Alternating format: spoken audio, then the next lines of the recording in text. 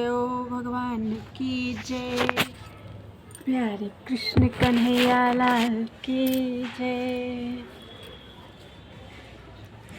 शंका समाधान। शंका समाधान में आज का हमारा विषय है आस्तिकता के नाम पर। कल ये हमारा विषय पूरा नहीं हुआ था, तो जहाँ तक कल हुआ था उसके आगे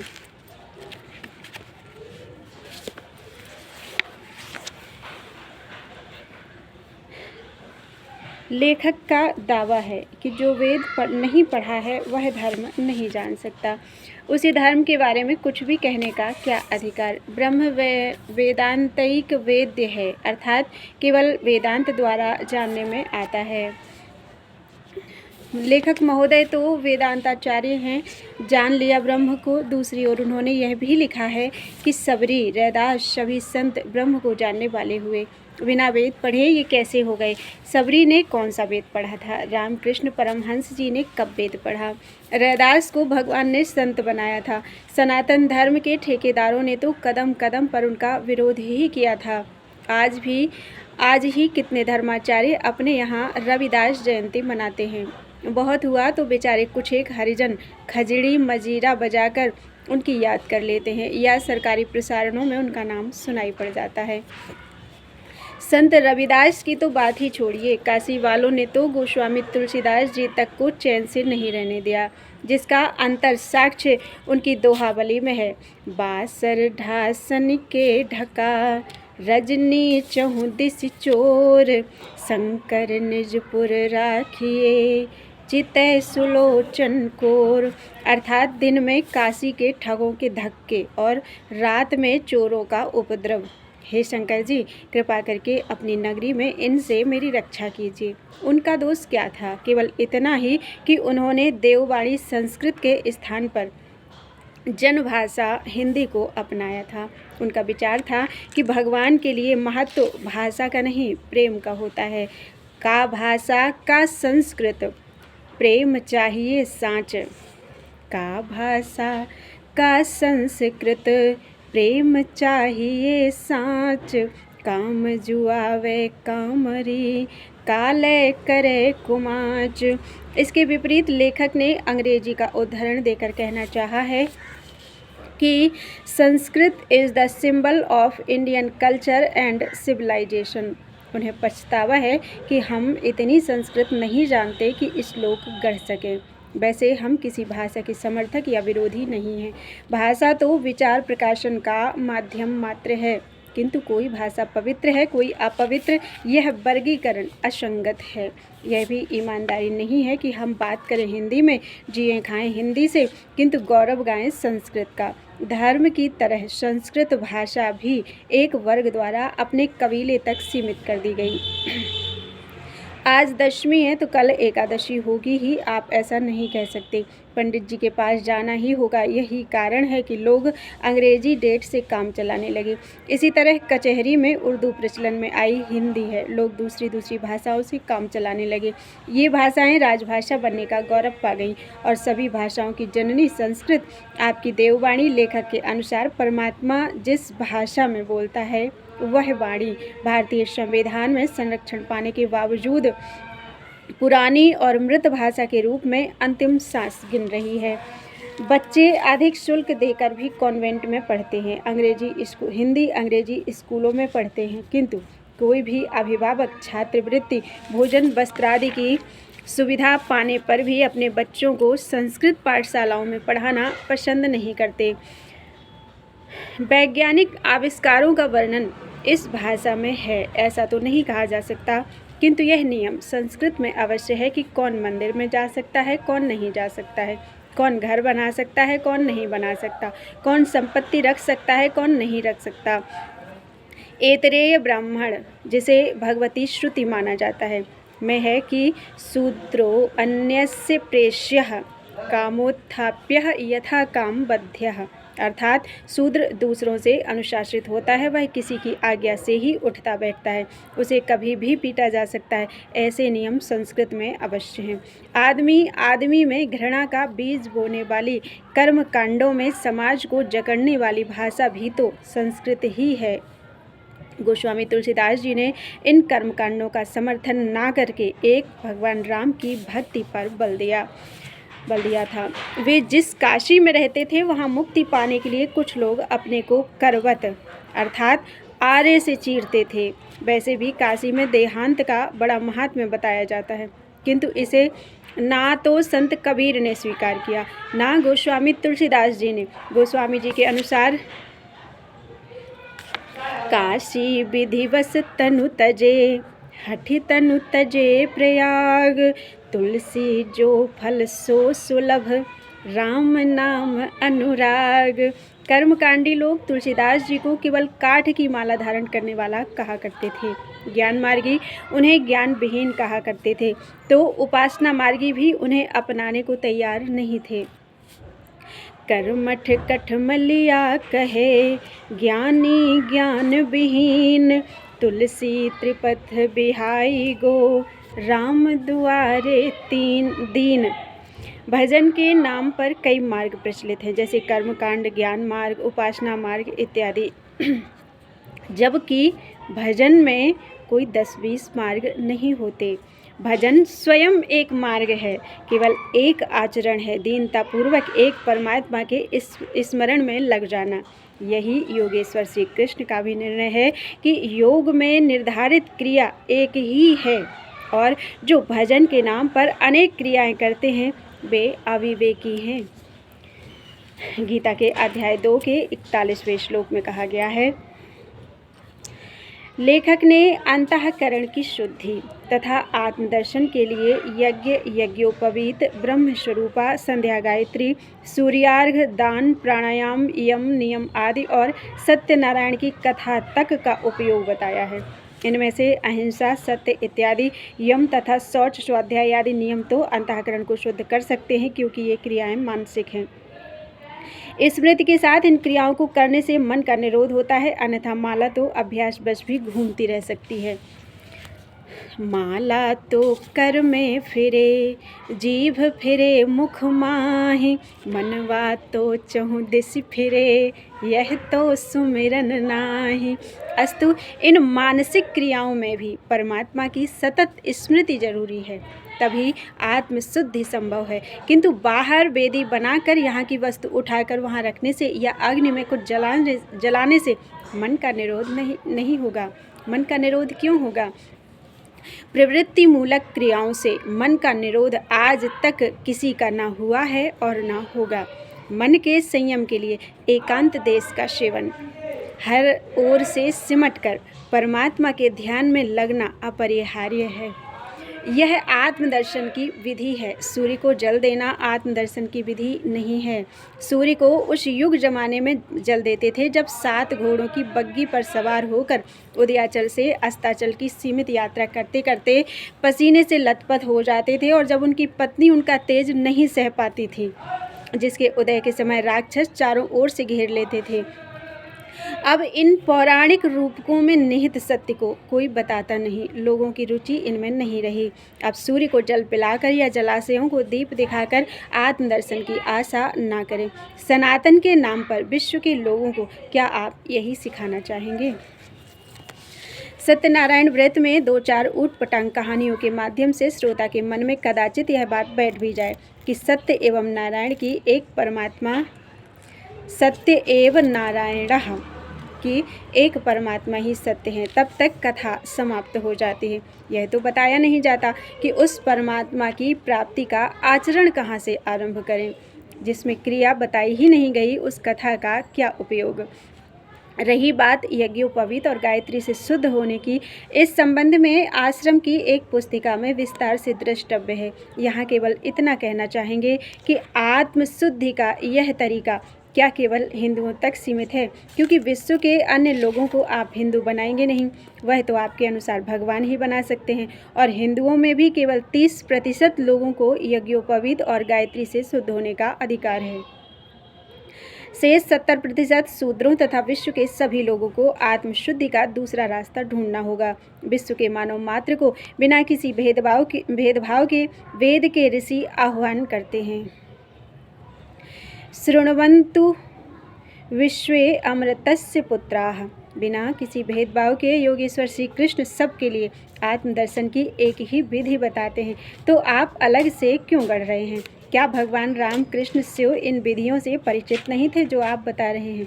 गीता में कदम कदम पर वर्णित इस विधि को आप मान क्यों नहीं लेते कि सर्वद्वाराणि संयम्य मनोहृदि निरुध्य च मूर्ध्याधायात्मनः प्राणम् आस्थितो योगधारणाम् ओमित्येकाक्षरं ब्रह्म व्याहरन् मामनुस्मरन् यः प्रयाति त्यजन् देहं स याति परमां गतिम्। अर्थात इंद्रियों को सब ओर से समेटकर, मन को हृदय देश में स्थिर करके, प्राण अर्थात अंतःकरण के व्यापार को मस्तिष्क में निरोध कर ओम जो ब्रह्म का परिचायक है उसका उच्चारण करें, जप करें और ध्यान मेरा करें अर्थात कृष्ण का ध्यान करें, किसी महापुरुष का करें। अध्याय 6 में कहते हैं कि अंतःकरण की शुद्धि के लिए मेरा ध्यान करें। अध्याय 18 में बताते हैं आत्मदर्शन की विधि कि शुद्ध बुद्धि से एकांत देश का सेवन, युक्त आहार विहार, शब्दादिक विषयों का त्याग तथा ध्यान योग के परायण होकर वैराग्य का आश्रय लें। जब महापुरुष ने स्वयं विधि बताया है तो उसके अतिरिक्त नई नई विधियों को गढ़ना जनता को गुमराह करके उनसे दक्षिणा लेने मात्र का उपक्रम है।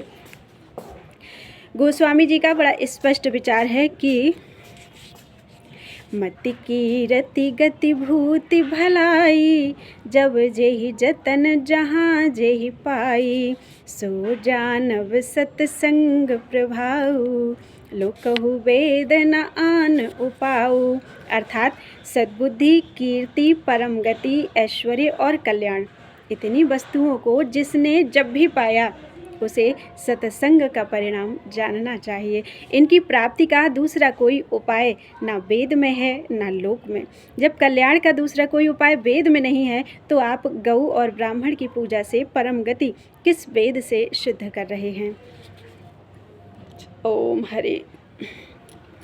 जो बातें वेद में आपको दिखाई दे रही हैं, क्या वे गोस्वामी जी को दिखाई नहीं पड़ी थी? वेद विरोधी आप हैं या गोस्वामी जी, जिन्होंने लिखा कि श्रुति पुराण बहु कहे उपाय, छूट न अधिक अधिक अरुझाई। अब तो आप उन्हें कह भी देंगे कि अब तो आप उन्हें भी कह देंगे कि चलत कुपंथ वेद मग छाड़े, अतुलित महिमा वेद की तुलसी कियो विचार। गोस्वामी जी वेद हमसे या आपसे भी अधिक मानते और जानते थे।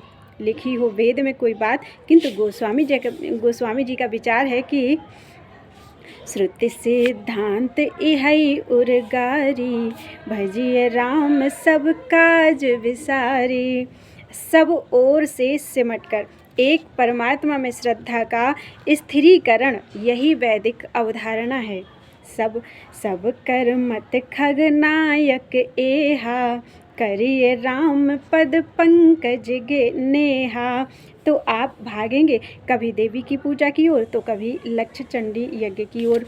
कृपया स्पष्ट उत्तर दें कि वेद के आशय को उज्जैन के उन विप्र ने जाना था जो वेद की ही विधि से शिव पूजा करते थे, जिन्होंने शूद्र को शिव मंत्र दिया था।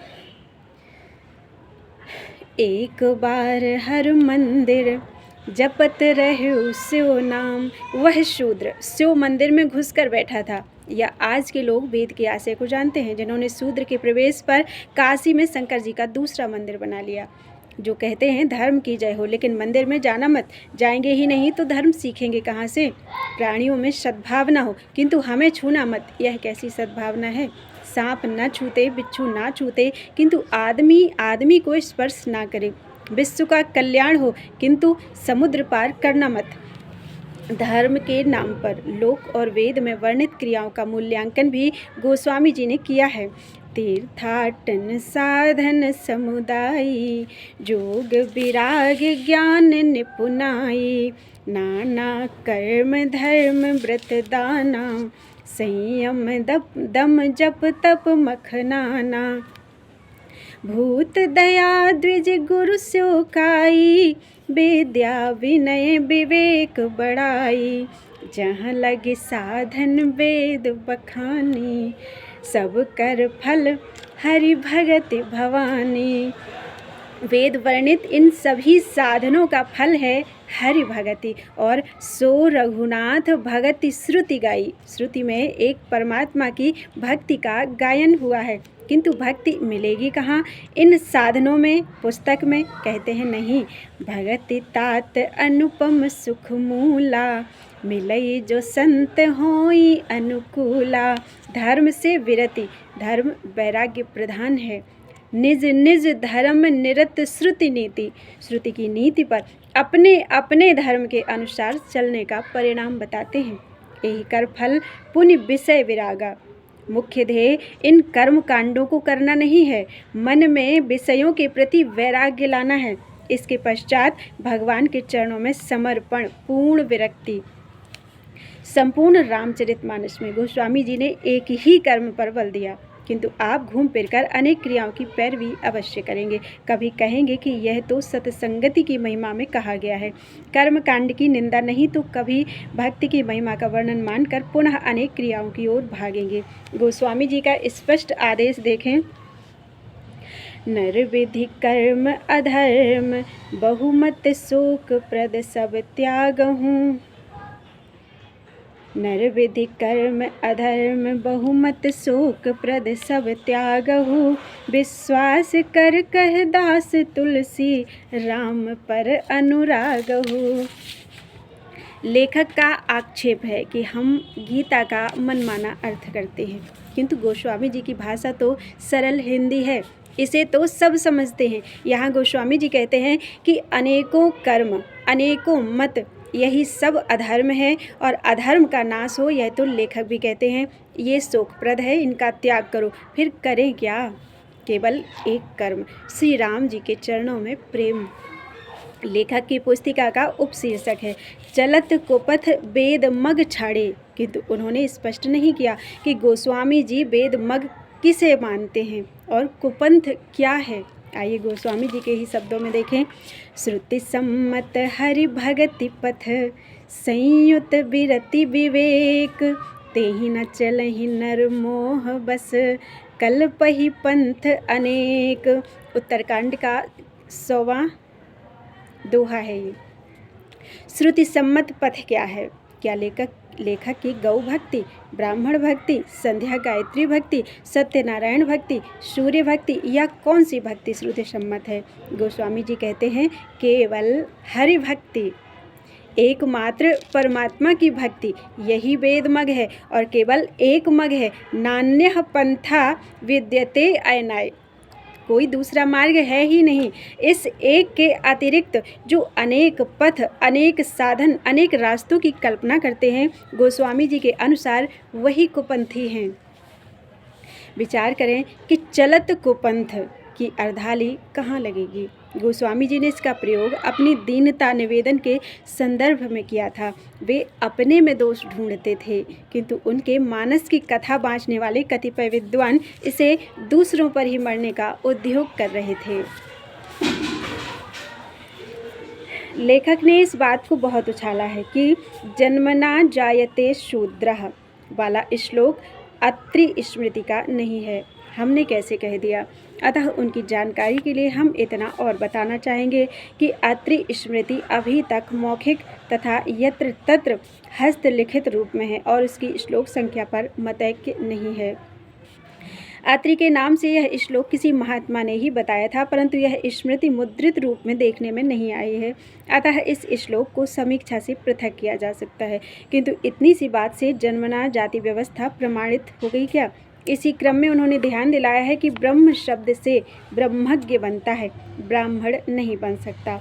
आपने कैसे लिख दिया? हम पुनः कहना चाहेंगे कि अथर्व वेद में ब्रह्म शब्द ब्राह्मण के अर्थ में आया है। यथा ब्रह्म च क्षत्रम च न विभीतो नरिष्यतः। तैत्रीय ब्राह्मण में भी है कि ब्रह्म वै ब्राह्मणः क्षत्रम राजन्यः। आश्चर्य है कि इतना बाल की खाल निकालने वाले लेखक महोदय ने स्वयं भी एक दोहा गढ़ा है, वह भी गोस्वामी तुलसीदास जी के नाम पर। ब्रह्म ज्ञान जाना नहीं, कर्म दिया छिटकाए। सो नर पामर मूढ़ है, पुनि पुनि नर कही जाए। अत्रि तो अत्यंत प्राचीन ऋषि थे, उनकी रचनाओं को लेकर मतभेद हो सकता है, किंतु गोस्वामी जी की कृति तो जन जन की जुबान पर है। उनके नाम पर इतना बड़ा झूठ देववाणी कल्पद्रुम कही जाने वाली संस्कृत की इस भाषा को चरितार्थ कर देता है कि खलाह सर सर्प मात्राणि परछिद्राणि पश्यति आत्मानस्तु बिल्व मात्राणि पश्यन्नपि न पश्यति। लेखक इसलिए भी हताश है कि जिसने व्याकरण नहीं पढ़ा वह धर्म को क्या समझेगा। यहाँ हम लेखक से सहमत नहीं हैं, क्योंकि ईश्वरानुभूति वाले अधिकांश महापुरुष पार्थिव शिक्षा में शून्य थे। व्याकरण जिन सूत्रों पर आधारित है, कहा जाता है कि वे सूत्र भगवान शंकर के डमरू से निकले थे। उस डमरू ने कौन सा व्याकरण पढ़ा था। कठोपनिषद के इस मंत्र की संगति कैसे लगाएंगे कि न अयम आत्मा प्रवचनेन लभ्यो न मेधया न बहुना श्रुतेन। ब्रह्म विद्या के लिए शिक्षा और व्याकरण का कितना उपयोग है, इस पर मुंडक उपनिषद में विचार किया गया है। इस उपनिषद के आरंभ में ही एक कथानक है कि सौनक नाम के एक प्रसिद्ध मुनि थे। वे एक बहुत बड़े विश्वविद्यालय के कुलपति थे। पुराणों में है कि उनके निर्देशन में 88,000 ऋषि पढ़ते थे। ब्रह्म विद्या जानने के लिए वे महर्षि अंगिरा की शरण में गए। विचार करें, यदि वह विद्या किताबों में रही होती तो वे क्यों जाते। महर्षि अंगिरा ने उन्हें बताया कि विद्या 2 प्रकार की होती है, एक परा और दूसरी अपरा। इनमें से ऋग्वेद, यजुर्वेद, सामवेद, अथर्ववेद, शिक्षा, कला, व्याकरण, निरुक्त, छंद और ज्योतिष, ये सब तो अपरा विद्या हैं, किंतु जिससे वह परमात्मा जानने में आता है वह परा विद्या है। लेखक महोदय अपनी पुस्तिका के पृष्ठ 8 से मिलान करें, जहां उन्होंने लिखा है कि व्याकरण, ज्योतिष, शिक्षा, निरुक्त और कल्प सहित वेद का अध्ययन करना चाहिए। जहां मुंडक उपनिषद के ऋषि कहते हैं कि ब्रह्म को जानने के लिए ना तो व्याकरण जरूरी है ना शिक्षा। गंभीर बात तो यह है कि जिस वेद को आप मीमांसकों की तरह स्वतः प्रमाण, तो कोई उसे परतः प्रमाण सिद्ध करने की माथापच्ची में लगे हैं। इन महर्षि ने तो चारों वेदों को भी काट दिया। क्या लेखक महोदय इन्हें भी नास्तिक कहने की धृष्टता करेंगे। यह मुंडक उन 11 उपनिषदों में है जिन्हें आदि शंकराचार्य जी ने सैकड़ों उपनिषदों के बीच से चुना था। ठीक इसी तरह की कथा छांदोग्य उपनिषद में है। इसी प्रकार की कथा छांदोग्य उपनिषद में है। सनत कुमार के पास नारद जी आए, प्रार्थना किया कि भगवान उपदेश कीजिए। अधीहि भगवः इति ह उपशशाद सनत कुमार नारदः तम ह उवाच यद वेत्थ तेन माम उपसीद ततः ते ऊर्ध्वं वक्ष्यामि इति। सः उवाच ऋग्वेदं भगवोऽध्येमि, यजुर्वेदं सामवेदं अथर्वणं चतुर्थं, इतिहास पुराणं पंचमं, वेदानां वेदम् अर्थात व्याकरण, पितृं राशिं दैवं निधिं बाको वाक्यम्, एकायनं देवविद्यां ब्रह्मविद्यां भूतविद्यां छत्रविद्यां नक्षत्रविद्यां सर्पदेवजन विद्याम् एतद् भगवोऽध्येमि सोऽहं भगवो मंत्रविद एवस्मि नात्मवित् श्रुतं हि मे भगवदशोभ्य तरति शोक आत्मविद इति सोऽहं भगवः शोचामि तं मां भगवान शोकस्य पारं तारयतु। यहाँ नारद जी ने वेद, व्याकरण आदि को आत्मज्ञान के लिए अनुपयुक्त बताया। सनत कुमार जी ने उन्हें बताया कि यह सब वाणी के विषय हैं, इससे भी आगे मन है, बुद्धि है, भगवान इससे भी परे हैं, ध्यान द्वारा उन्हें पाया जा सकता है। वे पंच महाभूतों के ऊपर प्राण के भी प्राण हैं, भूमा हैं, अमृत हैं, सर्वत्र हैं, आत्मा हैं। 7वें अध्याय में वर्णित इस स्पष्ट प्रकरण से बच निकलने के लिए लेखक महोदय तर्क देंगे कि यह कथन वेदादि शास्त्रों की तुच्छता बताने के लिए नहीं, आत्मज्ञान की महत्ता सूचित करने के लिए है। अतः व्याकरण रटने वालों के लिए आदि शंकर के विचार देखें। भज गोविंदम भज गोविंदम भज गोविंदम मूढ़मते प्राप्ते सन्निहिते मरणे नहीं नहीं रक्षति डूक्रन करणे। इतनी स्पष्ट चेतावनी को भी क्या लेखक महोदय कह सकते हैं कि यह व्याकरण की तुच्छता बताने के लिए नहीं, मृत्यु की महिमा बताने के लिए कहा गया है। व्याकरण रटने वालों को शंकराचार्य जी ने मूढ़ मते कहा। कितना फटकारा है कि मौत आने पर व्याकरण के सूत्रों को रटना काम नहीं आएगा, फिर भी आप व्याकरण की पैरवी कर रहे हैं, व्याकरण रटाकर आत्मज्ञान दे रहे हैं। यदि शंकराचार्य जी ने जिन जिन बातों को मना किया था, लगता है उनके स्वयंभू पीठाधीश्वर लेखक महोदय वह सब करने पर तुल गए हैं। यदि संत कबीर की बात कहें तो पोथी पढ़ी पढ़ी जग मुआ, केवल मृत्यु हाथ लगती है तो आप कहेंगे कि वे तो कलम गहियो नहीं हाथ वालों में से थे। अतः आप गोस्वामी तुलसीदास जी की सलाह पर विचार करें। वाक्य ज्ञान अत्यंत निपुण भव पार न पावे कोई, निशिग्रह मध्य दीप की बातन तम निवृत्त नहीं होई। जब लगी नहीं निज हृदय प्रकाश अरु विषय आस मन माही, तुलसीदास तब लगी जग जोनि भ्रमत सपने सुख नाही। विनय पत्रिका। इसलिए बंधुओं, मानव तन की सार्थकता तो तब है जब आप ऐसा कुछ यत्न करें कि हृदय में प्रकाश उत्पन्न हो जाए। बच निकलने के लिए यह तर्क मत दीजिएगा कि यह तो हृदय प्रकाश की प्रशंसा में कहा गया है, वाक्य ज्ञान की तुच्छता बताने के लिए नहीं। कोई मना कर रहा है कि इस नाव में छिद्र है, नई दृढ़ नाव में बैठिए, यह कहकर जीर्ण शीर्ण नौका में मत बैठिएगा कि यह तो नई नाव की प्रशंसा में कहा जा रहा है। संस्कृत और व्याकरण जानने का दावा करने वाले इन लेखक महाशय ने अपनी पुस्तिका के पृष्ठ 12 पर तस्मात् छात्रम प्रमाणम ते कार्य कार्य व्यवस्थितौ का अर्थ लिखा है कि धर्म अधर्म पुण्य पाप कार्य अकार्य सबके निर्णय में वेद ही प्रमाण हैं। इस श्लोकांश का क्या यही अर्थ होता है? इसमें वेद शब्द किस शब्द का अर्थ है? शास्त्र माने वेद होता है क्या? अध्याय 15 के अंत में योगेश्वर ने बताया कि शास्त्र से उनका आशय क्या है। गीता शास्त्र है, इति गुह्यतमं शास्त्रम इदमुक्तम मया नघ। और अध्याय 16 के इस श्लोकांश में कहते हैं कि कर्तव्य और अकर्तव्य की व्यवस्था में तेरे लिए, कर्तव्य और अकर्तव्य की व्यवस्था में तेरे लिए शास्त्र ही प्रमाण है। तो आप शास्त्र के नाम पर वेद की ओर क्यों भागते हैं, विशेषतः उस दशा में जबकि वक्ता स्वयं अपना शास्त्र बता रहा है कि गीता शास्त्रम इदम मुक्तम। सबसे बड़ा शास्त्र गीता है। जिन महापुरुष ने वेद का संकलन किया, उन व्यास जी ने वेद को शास्त्र नहीं कहा। उनके नाम से प्रचारित उत्तर मीमांसा या वेदांत को शास्त्र नहीं कहा, जिसे 6 शास्त्रों में गिना जाता है। तो शास्त्र के नाम पर आप इधर उधर क्यों भागते हैं?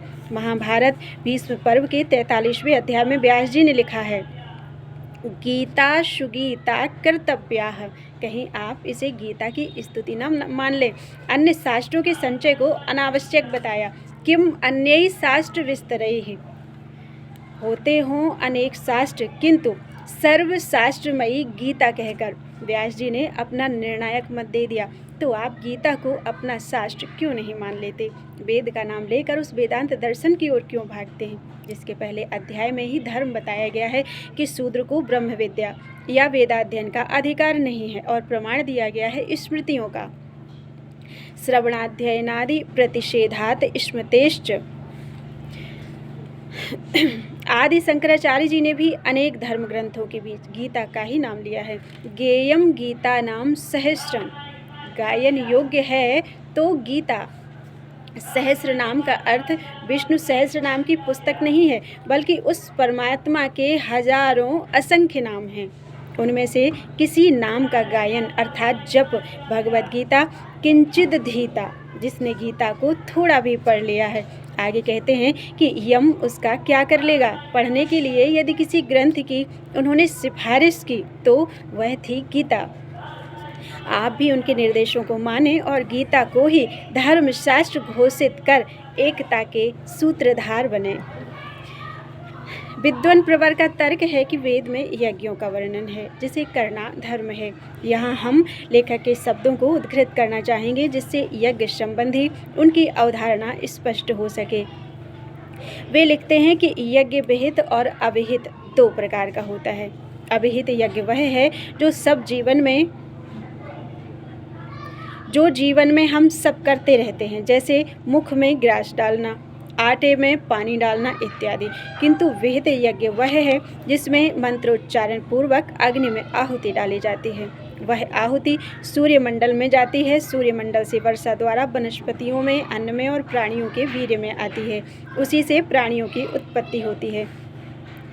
इस प्रकार यह सृष्टि चक्र चलता है। अग्निहोत्र, दर्श, पौर्णमास, लक्षाहुति यज्ञों में गाय के दूध, दही, घी, गोबर तथा मूत्र तक की जरूरत है। यदि वेद शास्त्रानुमोदित धार्मिक यज्ञों में गोजनित पंचगव्य का अपरिहार्य महत्व है तो गाय को धर्म मानने में क्या आपत्ति है? आपत्ति तो कुछ भी नहीं है, हम मान भी लेते।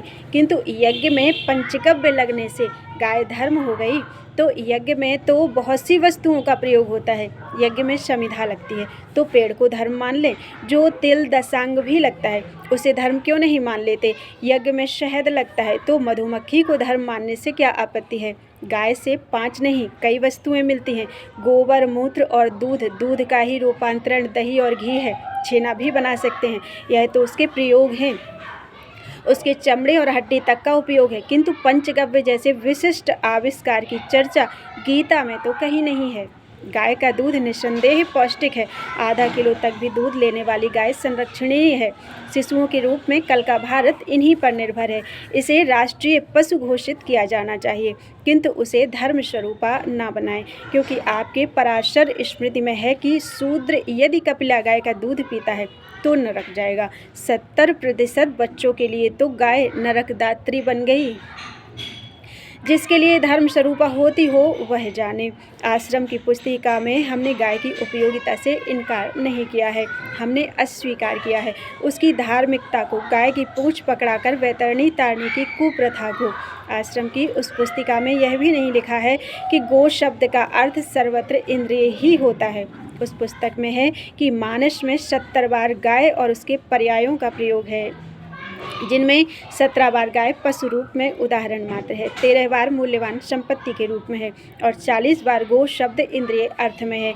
भगवान अवतार लेते हैं किंतु किसी पशु के लिए नहीं, बल्कि अमलात्मा भक्तों के सकल इंद्रिय संयम के लिए भगवान अवतार लेते हैं।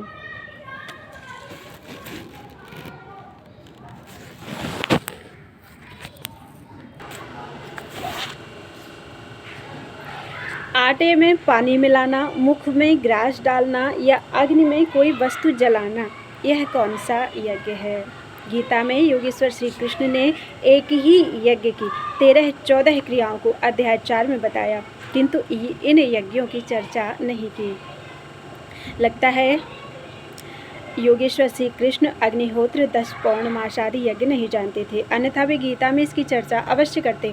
योगेश्वर ने जिस यज्ञ को बताया है उनके अतिरिक्त नाम मात्र के यज्ञों को, जो यज्ञ नहीं है किंतु लोगों ने यज्ञ का नाम दे रखा है, ऐसा यज्ञ करने वालों को क्रूरकर्मी, नराधम और पापाचारी कहा है। और अध्याय 16 में है कि ऐसे दंभियों को वे बार बार आसुरी और अधम योनि में गिराते हैं। इस वैज्ञानिक युग में शहरों का कचरा अग्नि में ही तो जलाया जाता है, तब तो हो गया यज्ञ। अग्नि में स्वाहा बोलने से बादल नहीं कार्बन डाइऑक्साइड बनता है। इससे वायु शुद्ध होने को कौन कहे, प्रदूषण फैलता है। यह धुआं ना तो सूर्य तक पहुंच पाता है और ना इससे पानी बरसने में ही कोई सहयोग मिलता है। लेखक द्वारा दी गई व्याख्याओं से ऐसा लगता है कि वेद परमात्मा का निश्वास या परमात्मा की कृति भी नहीं है, क्योंकि सृष्टि के रचयिता को इतना तो ज्ञान होना चाहिए था कि बादल कैसे बनता है। यदि यज्ञ के धुएं से ही सृष्टि क्रम चलता है तो जिन देशों में यज्ञ नहीं हुए वहाँ किस धुएं से सृष्टि चल रही है? यहाँ की सृष्टि तो आप चला रहे हैं धुआं करके, वहाँ कौन सृष्टि चला रहा है? और मंत्र भी क्या है? उस युग जमाने की प्रचलित भाषा में की गई गद्यात्मक एवं पद्यात्मक प्रार्थनाएं। अस्तु गीता का प्रमाण देकर जिन यज्ञों को लेखक ने पृष्ठ 13 पर गिनाया वे गीता में है ही नहीं। उन्होंने लिखा है कि गीता में मात्र श्रौत स्मार्त यज्ञों को ही यज्ञ नहीं कहा गया, अपितु 14 प्रकार के यज्ञों को समझना चाहिए। गीता में जिन 14 यज्ञों का वर्णन है, यदि लेखक उन्हें लिख देते तो सबको स्पष्ट हो जाता कि इन सब यज्ञों में बाहर की कोई वस्तु नहीं लगती, सभी यज्ञ मानसिक हैं। लेखक ने लेवल अर्थात शीर्षक तो लगाया गीता का, किंतु भीतर वस्तु अपने कुतर्क से भर दिया। जिन श्रौत स्मार्त यज्ञों पर लेखक जोर देते हैं उनमें से वैदिक इष्टियों को आज का समाज जानता भी नहीं। वेद के कुछ शब्दों को यज्ञार्थक मानकर उसके विधि विधान के लिए कई संहिताएं, कई आरण्यक, कल्प ग्रंथ, सौत्र सूत्रादि और ब्राह्मण ग्रंथ अर्थात शतपथ, ऐतरेय, ताड्य, गोपथ इत्यादि लिखे गए हैं और इनको भी चारों वेदों के बराबर मान लिया गया है। इनमें वर्णित सभी यज्ञों में प्रमुख है 7 प्रकार के सोम यज्ञ: अग्निष्टोम, अत्यग्निष्टोम, उक्त, षोडशी, वाजपेय, अतिरात्र और आप्तोयमी। इन सब में 16 पुरोहित लगते हैं जिनकी दक्षिणा सहस्रों गायें हैं। राजसू यज्ञ की दक्षिणा 2,40,000 गायें हैं। श्रौतामणि यज्ञ में सुरा की आहुति और पशुओं की बलि दी जाती है। अश्वमेध यज्ञ में पटरानी मृत अश्व के पार्श्व में लेटती है और सभी पुरोहितों का रानियों और उनकी नव युवती दासियों से अश्लील भाषा में गालियों का दौर चलता है। इन यज्ञों के अतिरिक्त प्रत्येक ऋतु की संधि पर 3-4 चातुर्मास जैसे वैश्वदेव, वरुण, प्रघास, शाकमेघ और सुनाशीरीय प्रत्येक नए फसल को खाने से पहले आग्नेयण यज्ञ, निरूढ़ पशुबंध अर्थात आंत निकाले हुए पशु की आहुति, वर्षा कराने के लिए बादलों की तरह काला कपड़ा पहनकर कारीरिष्टि, सुरक्षापूर्ण यात्रा के लिए सज्ञानी पुत्र के लिए पुत्र कामेष्टि, 7 प्रकार के हविर यज्ञ जिनमें अग्न्याधान, अग्निहोत्र, दर्श अर्थात अमावस्या के दिन किया जाने वाला यज्ञ, पौर्णमास इत्यादि यज्ञ आजीवन करते रहने का आदेश दिया गया है। प्रत्येक यज्ञ में जरूरी है पुरोहितों द्वारा यजमान की पत्री का सन्नहन, वह भी उस विधि से जिसे न लिखना ही उचित है। उस तरह से मेखला पहन लेने के बाद ही यजमान की पत्नी यज्ञ में सम्मिलित हो सकती है। बहुत से यज्ञ एकाह अर्थात एक दिन में होते हैं, जैसे विश्वजित जिसमें संपूर्ण संपत्ति का दान करना होता है। गोसव यज्ञ में यजमान को 1 वर्ष तक पशु की तरह जल पीना, घास की तरह भोजन करना, माँ, बहन, बेटी, स्त्री सबके साथ पशुवत समान पारिवारिक व्यवहार करना होता है। सुनह कर्णोग्निष्टोम यज्ञ में यजमान अपना सब कुछ पुरोहितों को सौंप कर स्वर्ग के लिए अग्नि में प्रवेश कर जाता है। कोई यज्ञ 3 दिन, कोई 10 दिन, कोई 12 दिन, 1 वर्ष में 100 वर्ष और कई हजार वर्षों तक चलने वाले हैं, जिनमें समापन की पूर्व संध्या पर सभी स्त्री पुरुष प्रजापति की प्रसन्नता के लिए सामूहिक रूप से मैथुन कर्म में प्रवृत्त होते हैं, जिसे महाव्रत कहा गया है। ये हैं अग्निहोत्रादि, 10 पौर्णमासादि श्रौत स्मार्त यज्ञ, जिसे लेखक महोदय वेद के नाम पर श्रद्धालु जनता के गले मढ़ना चाहते हैं। किंतु विज्ञ जनों से हमारा निवेदन है कि वेद में यज्ञ का यह स्वरूप नहीं है। पुरुष सूक्त में जिस मानसिक यज्ञ की कल्पना है वही और उतना ही गीता में है। वेद के नाम पर नाना प्रकार के यज्ञों का सृजन बाद बालों की देन है। वेद के नाम पर नाना प्रकार के यज्ञों का सृजन बाद वालों की देन है। हजारों वर्षों से समाज में इनमें से कोई यज्ञ देखने में नहीं आया, कोई इन्हें करता नहीं, करना चाहेगा भी नहीं। यदि ये प्रचलन में ही रहे होते तो आज यह अटकल लगाने की जरूरत ना पड़ती कि सोम कौन सी जड़ी बूटी है, कहाँ मिलती है। विद्वान लेखक महोदय जिन यज्ञों की सिफारिश कर रहे हैं उनमें से किसी एक को भी संपूर्ण विधि विधान लिखकर प्रकाशित कर देते तो वेद चिल्लाने वालों के उत्साह की परीक्षा हो जाती। जनता भी जानती कि कौन इन विधानों का कितना पालन कर सकता है और स्वयं लेखक महोदय इन विधियों से कौन सा यज्ञ कर चुके हैं या करते हैं। जिन यज्ञों को कोई करता नहीं, इतनी जटिलताएं हैं कि कोई कर भी नहीं सकता, अनेक शब्दों के अर्थ विस्मृत हो गए, ऐसे यज्ञों की उपयोगिता का मूल्यांकन करते हुए मुंडक उपनिषद के ऋषि कहते हैं कि स्वर्ग की प्राप्ति के लोभ में लोग इनको करते हैं, किंतु इनकी क्रियाओं में तनिक भी भूल होने पर ये यज्ञ उस अग्निहोत्री के 7 पुण्य लोकों का नाश कर देते हैं। सातों पुण्य लोकों का नाश कर देते हैं। यह है इन यज्ञों का परिणाम। इसी उपनिषद में इन यज्ञों की व्यर्थता बताते हैं कि निश्चय ही ये 18 प्रकार की यज्ञ नौकाएं दृढ़ नहीं हैं। इनमें जो कर्म बताया गया वह निम्न कोटि का है, जो इन्हीं को कल्याण का मार्ग बताते हैं। जो इनकी प्रशंसा करते हैं वे मूढ़ हैं और वे बारंबार जरा और मृत्यु को ही प्राप्त होते रहते हैं। कहीं कोई गुंजाइश ना निकाल ले, इसलिए ऐसे मूढ़ लोगों को 10वें मंत्र में पुनः सचेत करते हैं कि इष्ट और पूर्त कर्मों को श्रेष्ठ मानने वाले लोग प्रमूढ़ा अर्थात विशेष रूप से मूढ़ हैं। ये लोग श्रेय जानते ही नहीं। वे कल्पित स्वर्ग में इनका फल भोगकर इस मनुष्य शरीर या इससे भी अत्यंत हीन योनियों में प्रवेश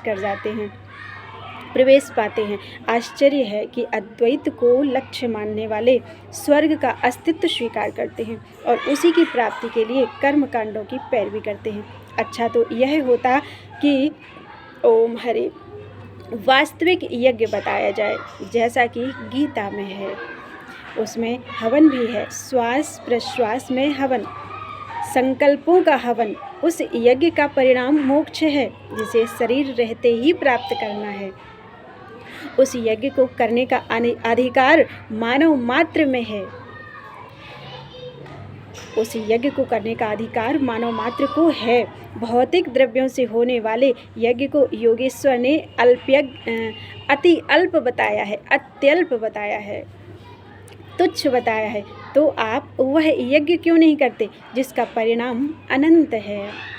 लेखक ने जाति व्यवस्था को गीता से सिद्ध करने का हास्यास्पद प्रयास किया है, क्योंकि वेद और गीता का वर्ण आज की जाति व्यवस्था नहीं है। वर्ण का अर्थ है रंग या आकृति। जैसा कि ऋग्वेद के प्रथम मंडल में है, वेद में दैवी वर्ण, असुर वर्ण, कृष्णम च वर्णम, अरुणम च उभौ वर्णौ 2 वर्ण माने गए हैं। वर्ण शब्द गुणवाचक है, भजन की क्षमता मापने की इकाई है, जबकि जाति शब्द में है जन्म से निर्धारण, विवाह और खानपान में छुआछूत का विचार, जीविका के निर्धारित व्यवसाय भेद से बहुत सी उपजातियाँ, ऊंच नीच की भावना और बिरादरी पंचायतें। वेद में वर्ण शब्द का प्रयोग कहीं भी इन अर्थों में नहीं है। और जिस पुरुष सूक्त में ब्राह्मण, क्षत्रिय, वैश्य और शूद्र की चर्चा है, मज़े की बात तो यह है कि वहाँ वर्ण शब्द का प्रयोग ही नहीं है। गीता के अंतवंत इमे देहा के विरुद्ध लेखक ने बताया है कि शरीर नाशवान होते हुए भी समष्टि में नाशवान नहीं है। उन्हें यह भी बताना चाहिए था कि समष्टि में ब्राह्मण और शूद्र का बंटवारा भी होता है क्या। समान प्रसवात्मिका जाति है, समान नस्ल के समान संतान उत्पन्न करने वालों की एक जाति मानी जाती है। जैसे कुत्ता कुतिया के साथ ही अपने समान प्रजनन कर सकता है, बकरी से कुत्ता पैदा नहीं होता। इस प्रकार कुत्ता अलग जाति है, बकरी पृथक जाति है। न्याय दर्शन के सूत्र जैसा गोस्वामी तुलसीदास जी भी कहते हैं, बड़े भाग मानुष तन पावा। मानव तन एक जाति है, ब्राह्मण तन और क्षत्रिय तन नहीं, केवल मानुष तन पर्याप्त है। ब्राह्मण, क्षत्रिय, वैश्य, शूद्र तो आंतरिक योग्यता की डिग्रियां थीं, जिनका प्रयोग व्यवस्थाकारों ने सामाजिक स्तरीकरण के लिए भी करके एक भ्रम पैदा कर दिया। बाहर वर्ण होता ही नहीं है। लेखक महोदय अपनी पुस्तिका के पृष्ठ 2-3 का पुनरावलोकन करने की कृपा करें, जहां उन्होंने लिखा है कि सम, दम, तप, शौच, शांति, आर्जव, ज्ञान, विज्ञान, आस्तिक्य ब्राह्मण के स्वाभाविक कर्म हैं, उपजाति कर्म नहीं, उपार्जित नहीं, तथा परिचर्या शूद्र का स्वाभाविक कर्म है, उपार्जित नहीं। विचार और कार्य गुणों के अधीन होते हैं। इन्हीं गुणों के आधार पर तत्तद वर्णों में जन्म होता है। जो जिस शरीर से पैदा हो गया वही उसकी जाति हो गई। परिष्कार मन का होता है, तन का नहीं। अर्थात लाख अच्छे या बुरे कर्म किए जाएं, जाति नहीं बदलेगी। वह तो शरीर बदलने के समय गुण संस्कार देकर भगवान पुनः वैसी जाति में जन्म देंगे। यहाँ गीता के 18वें अध्याय के जिन श्लोकों को लिया गया है उनका वह अर्थ नहीं है जो लेखक ने दिया है।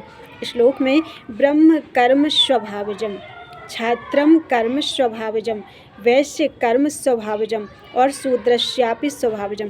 क्या स्वभावजम का अर्थ स्वाभाविक होता है, उपार्जित नहीं? यह वाक्यांश श्लोक में किस शब्द का अर्थ है?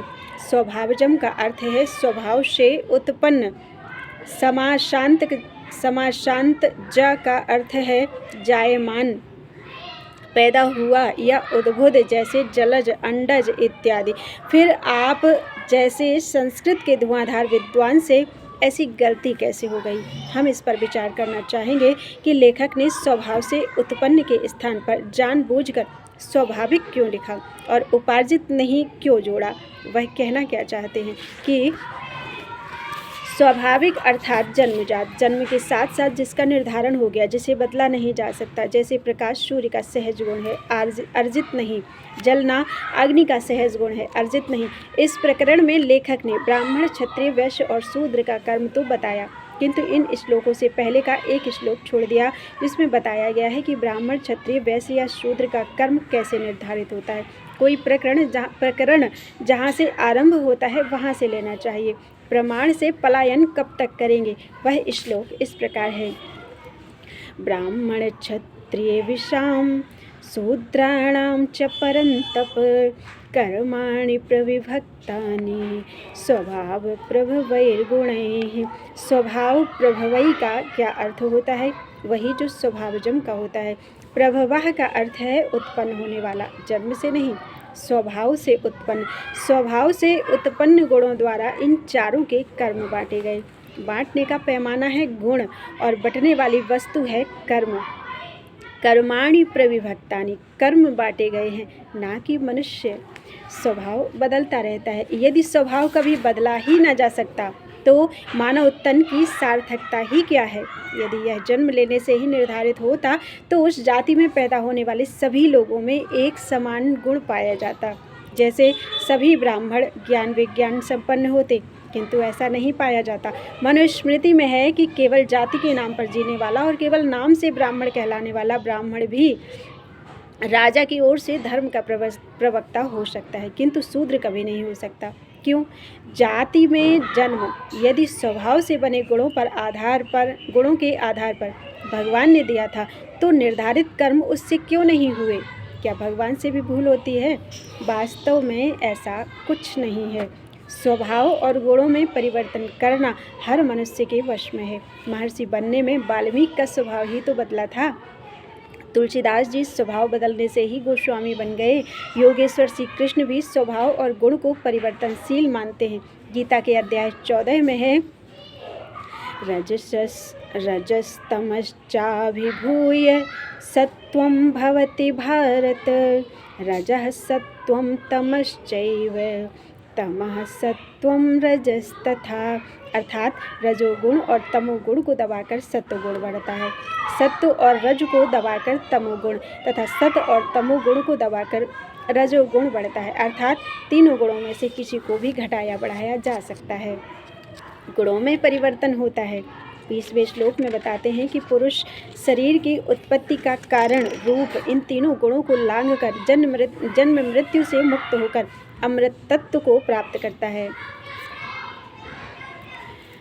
अमृत तत्व को प्राप्त होता है। स्पष्ट है कि गुणों को बदला जा सकता है, इनसे ऊपर भी उठा जा सकता है, बल्कि गुणों से पार जाने के लिए ही मानव तन मिला है। गुणों से पार होने का तरीका भगवान स्वयं बताते हैं।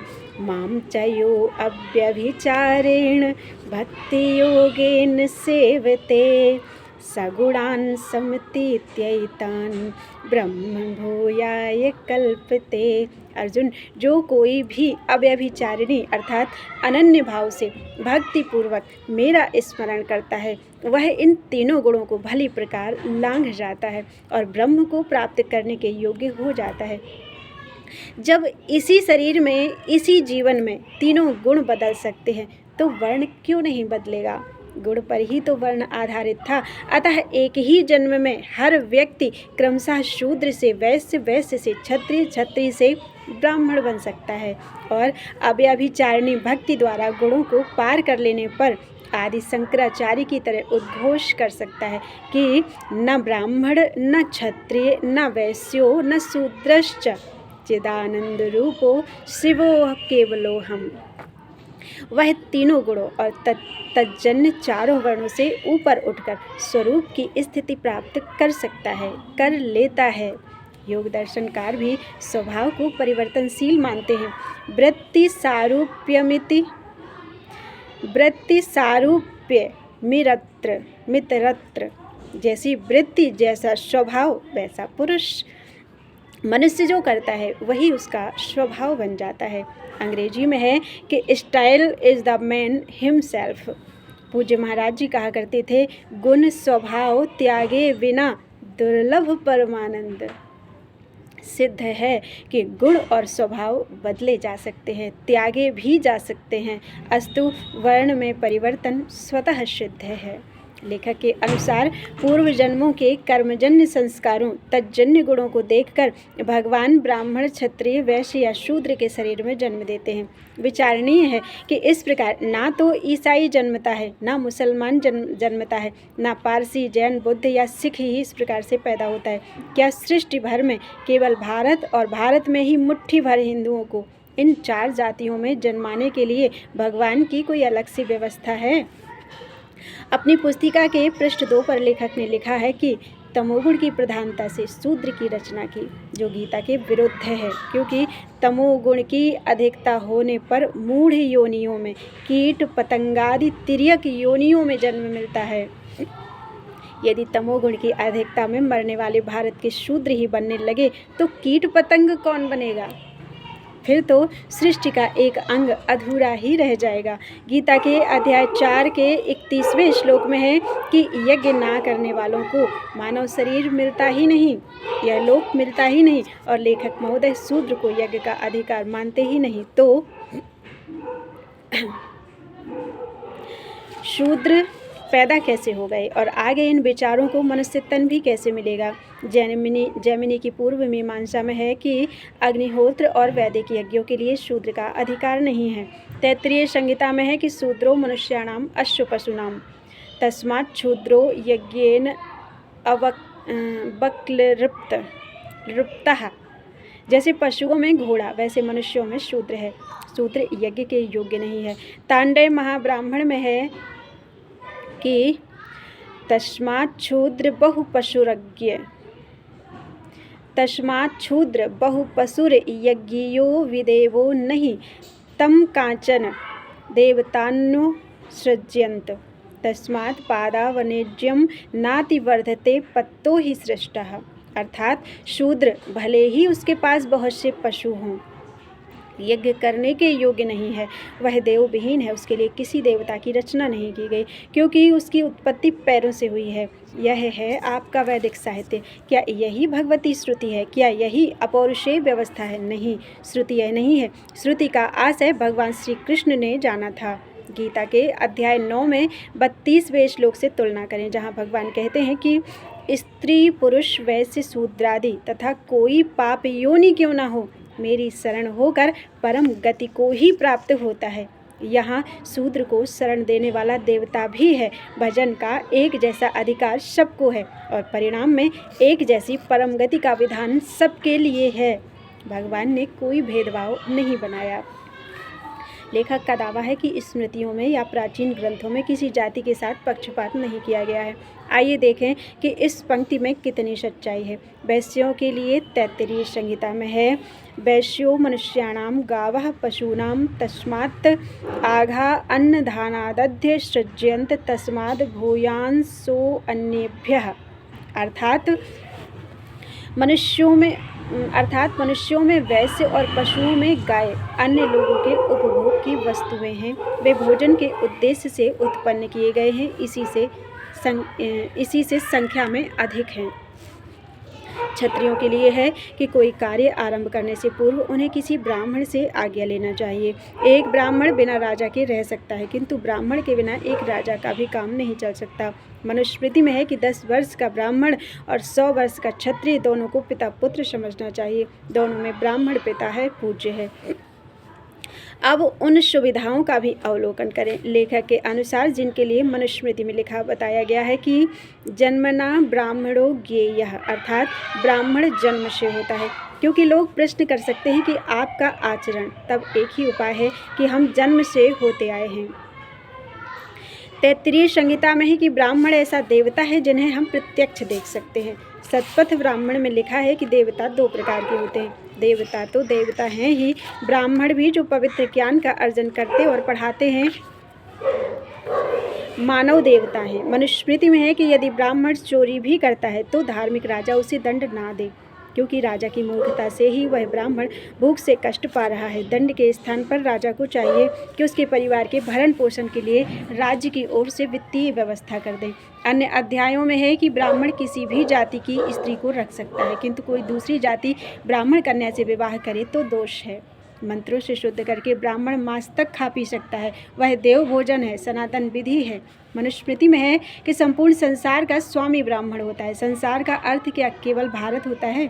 संसार के कितने देश ब्राह्मण को अपना स्वामी मानते हैं? लिखा है कि चोरों से वसूल किए धन और धरती में गड़े धन का आधा ब्राह्मणों का होता है।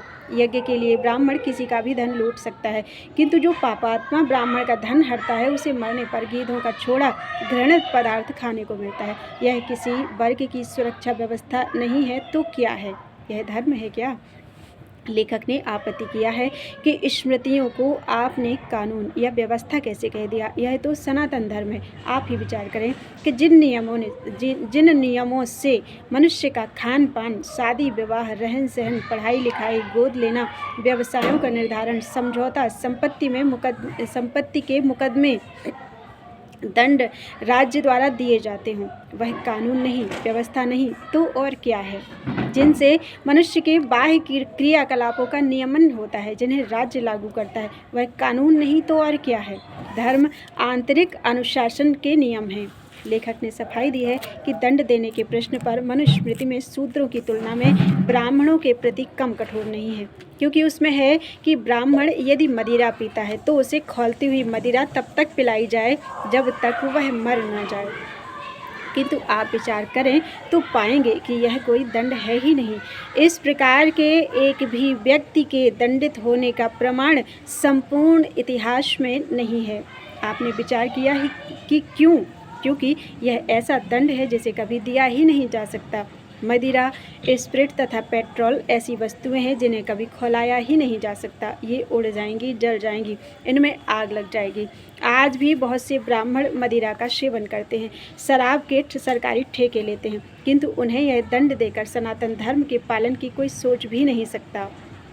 फिर ऐसी धमकी क्यों? इसके पीछे भी एक कारण है। सुविधाओं से संपन्न ब्राह्मणों में से कोई शराब के नशे में कहीं इस तिकड़म का भंडाफोड़ न कर दे कि पूरी जाति का अहित हो जाए, इसलिए उस एक ब्राह्मण को मार डालने तक की सतर्कता बरती गई है। अतः यह भी सुरक्षा का प्रबंध मात्र है, न कि स्मृतिकारों की सदाशयता अथवा निष्पक्षता। इसीलिए इन स्मृतियों को सबको दिखाने का निषेध है। पराशर स्मृति में है कि यह स्मृति विशेषकर ब्राह्मणों के हित के लिए लिखी गई है। मनुस्मृति में है कि इसे उसी ब्राह्मण को दिखाएं जिसका गर्भाधान से लेकर सभी संस्कार हुआ हो और जो चिता तक के संस्कारों का मंत्र जानता हो, क्योंकि जिसने इतना रट लिया होगा उसे प्रमाणों की ज़रूरत है, सपोर्ट और बैंकिंग की ज़रूरत है। केवल उसे दिखाया जाए। विचारणीय है कि एक मुसलमान अपने लड़के को 10-12 की उम्र तक कुरान रटाकर हाफिज बना देता है, विवाह में कुरान और रेहल दहेज में लेता है। ईसाई दैनिक प्रार्थनाओं में पृष्ठ पढ़ाकर बाइबल कंठस्थ करा देता है। धर्मनिरपेक्ष कहे जाने वाले अमेरिका के होटलों में प्रत्येक कमरे में पत्र पत्रिकाओं के नाम पर केवल एक किताब रखी रहती है, वह है बाइबल। और भारतीय धर्माचार्यों की दूरदर्शिता देखें कि अपने ग्रंथों को किसी को दिखाना मत, शास्त्र हमारा और हम देख नहीं सकते। आइए शूद्रों की स्थिति भी देखें। लेखक महोदय कहते हैं कि सनातन धर्म शूद्रों के लिए वरदान है, किंतु कोई शूद्र आपका यह वरदान लेने के लिए तैयार नहीं है। वरदान में है क्या? यह कि शूद्र का नाम घृणा युक्त रखना चाहिए, वे पेड़ के नीचे रहें, मिट्टी के बर्तनों में खाएं, शूद्र को अपना कुछ भी नहीं होता।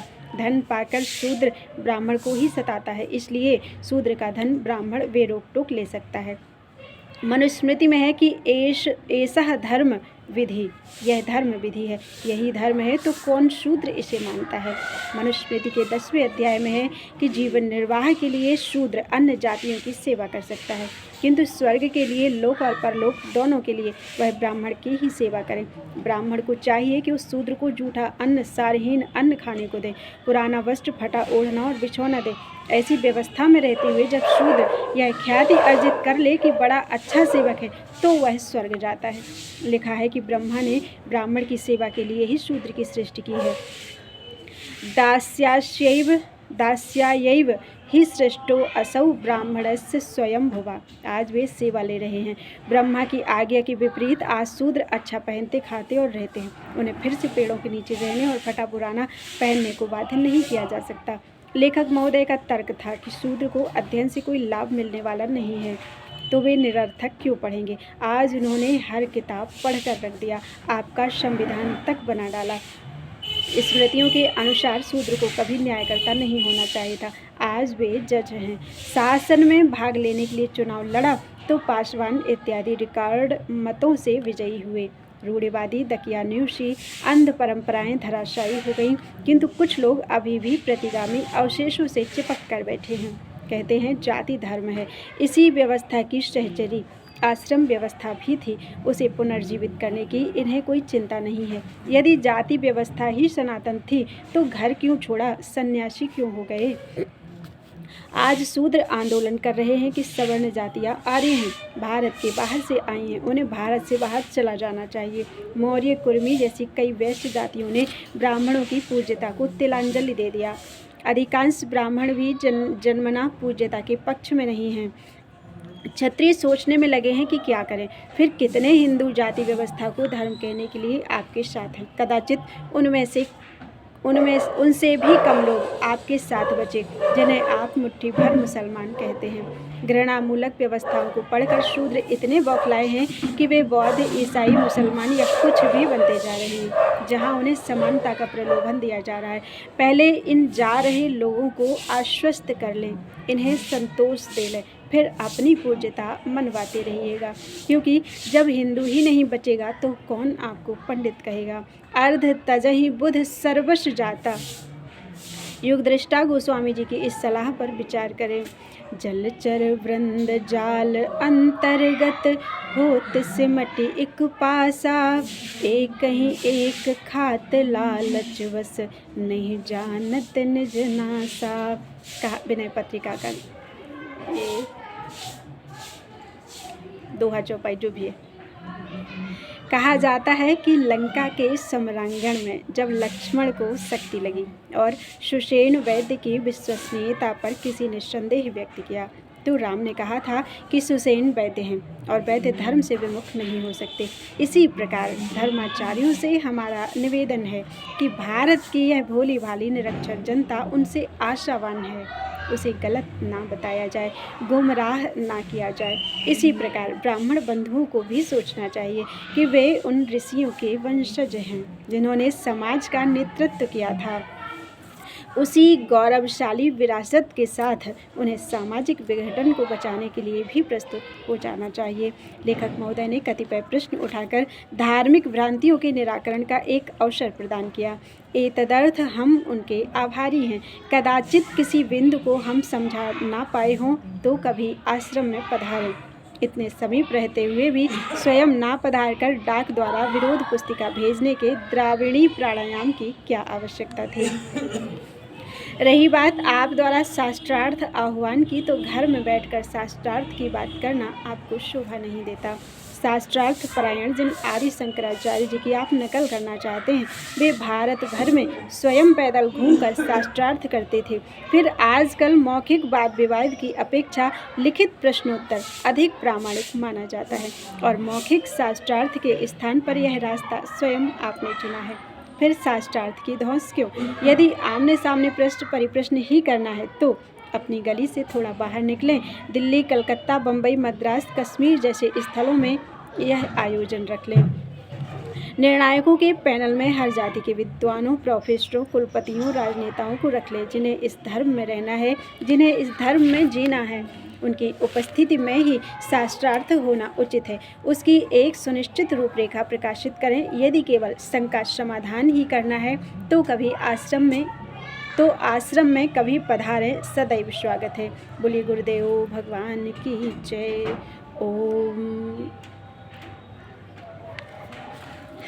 आज का हमारा विषय था शंका समाधान का आस्तिकता के नाम पर। मैंने सिर्फ जो इसमें लिखा हुआ है वही पढ़ा है, जो भी गलतियाँ हो गई हों माफ़ करिएगा। बोलो वृंदावन बिहारी लाल की जय। प्यारे कृष्ण कन्हैया लाल की जय। हमको तो हमारे कन्हैया बगल में बैठ के पढ़ाते हैं।